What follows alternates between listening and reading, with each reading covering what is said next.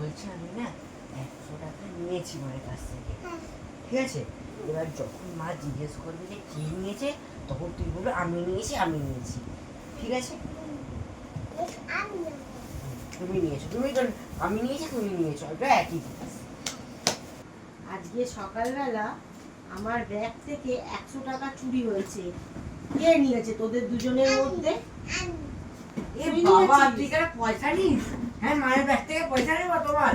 মা, একে আচ্ছা করে মারো, এক বছর চোর আসে। তুই নিয়েছিস?